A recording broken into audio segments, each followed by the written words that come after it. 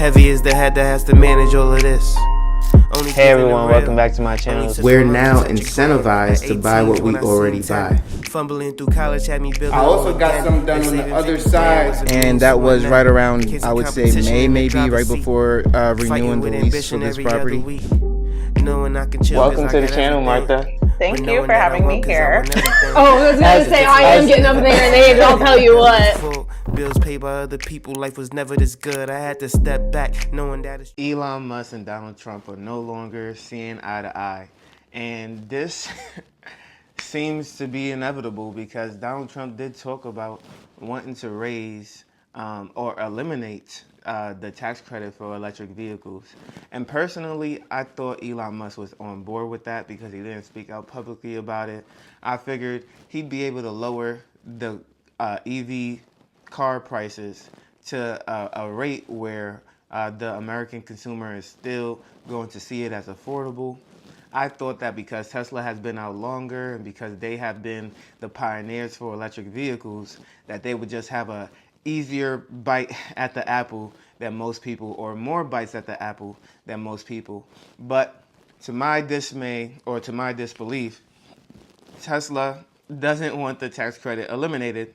And so that's the first thing that we want to address, because obviously there's a benefit to the tax credit on EVs for Elon Musk, for Tesla, for the entire company, and for his profitability.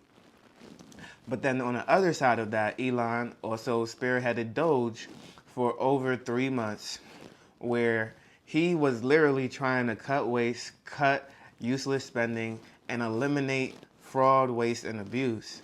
Now, obviously, raising the federal deficit isn't simply because they want fraud, waste, and abuse, but no, a lot of it is out of necessity in order to keep up and manage debts.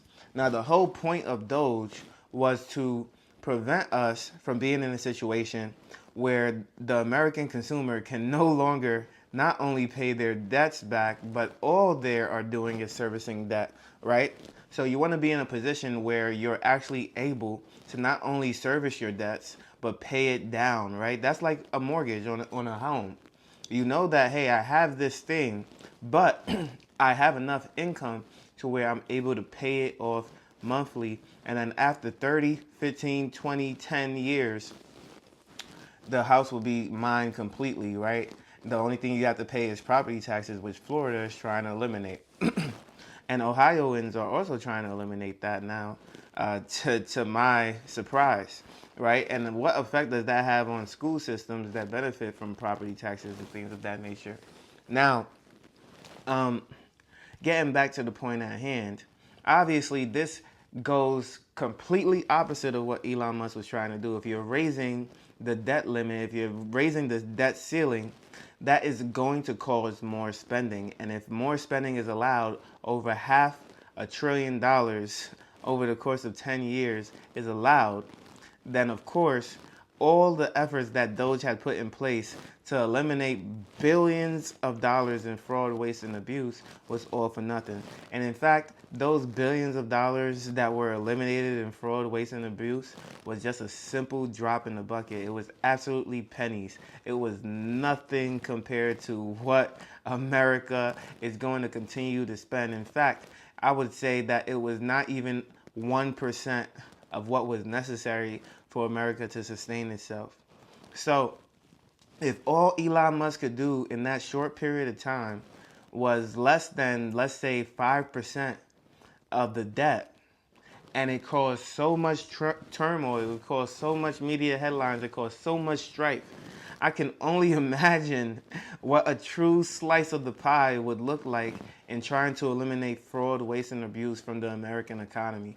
It would be like destroying an entire civilization, right? Because when people and government jobs were already being cut, it seemed like the world was about to end. It seemed like Washington was going downhill. It seemed like there was literally no reason to go to Washington unless you worked for the government. Like if you had a regular job and worked in Washington, that was like unheard of, right? Everybody in Washington apparently works for the government. If not, then how could you survive?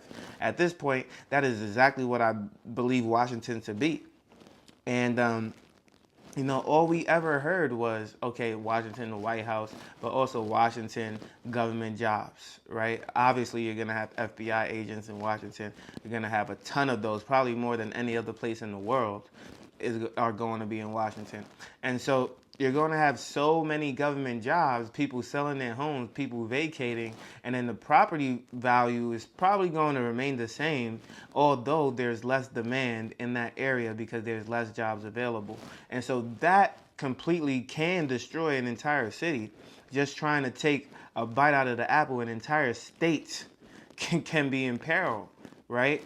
And so when you look at that, when you understand that, it is almost without a doubt, just thinking about really what it would take to eliminate fraud, waste, and abuse from the American economy, it just seems like a job that cannot be done, right? It just seems like a job that cannot be done. We had people who had the most gravitas to them trying to eliminate this stuff, and honestly, it just seems like too much of a tall task. There's too many people spinning that wheel, too much money to be lost, that I just can't see it anymore. I really just can't see it happening.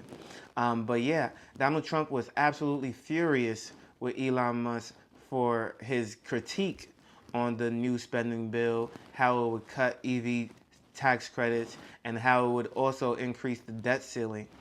So it literally not only undermines Elon Musk with Tesla, but it also undermines all of the efforts that he put forth with Doge. And so I can absolutely see why Elon is outwardly frustrated. And he even went out to say that Donald Trump would not have won the presidency without his support.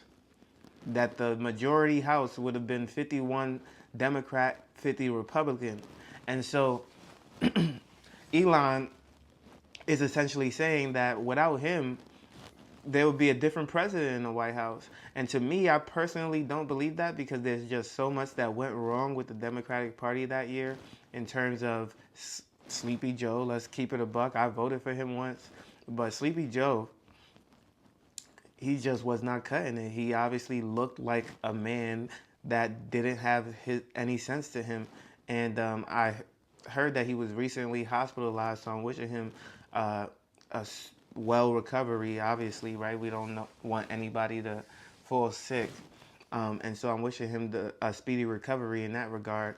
But I can absolutely see why Elon did not approve of what Donald Trump was doing.